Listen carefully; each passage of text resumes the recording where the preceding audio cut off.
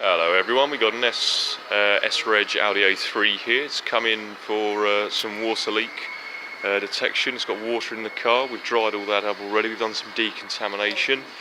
These footwells are both completely full with water. So after we had dried it, we then began with our diagnosis process. So the first thing that I found was that this windscreen here was leaking. When we'd put the air in, it would just force air out, so we knew that wasn't sealed properly. There was a big crack along it as well. Since then, of course, we've had the windscreen replaced.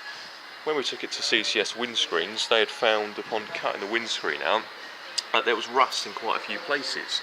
That's the beginning of one of the rust spots, and then all behind the screen here was all rusted as well. So they replaced that, and we got the car back, thinking, oh, maybe job done.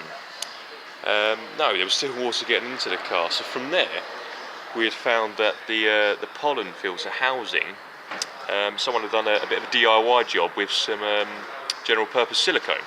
So we've since then pulled it out, cleaned it up, and done a good job of it. As you can see, the black silicone around there, and yet again water was still getting in. So what did we find after that? Well, what we found after that is that the bung next to it, that little plastic circular thing there, had a split in it.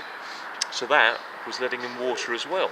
We've since replaced that. No water's coming in through there, but there was still water getting into the car. So what did we find after that? Well, the scuttle panel, which is not here right now, but where it sits up to the groove there, it wasn't forming a proper seal above the pollen filter bit, so water was effectively rolling down the screen and channeling directly into there and going through there into the car. So we found that, and yet still water was getting in. So what did we find? Well, we thought maybe the pollen filter housing was still leaking. But what we then found upon taking this wing off here, it's been an accident. You see that there? That's taken quite a hit. So that is probably the birth of the entire 4 or 5 problems that have come with it, because then the windscreen's cracked and all the water started getting in from there. So we've done some more investigating, thinking that maybe something's not quite right because it's been in the accident. Now if you look, just see if I can get on it, that little crack running along there, very small. I'll try and point it out a bit better, just along there, if you can see that.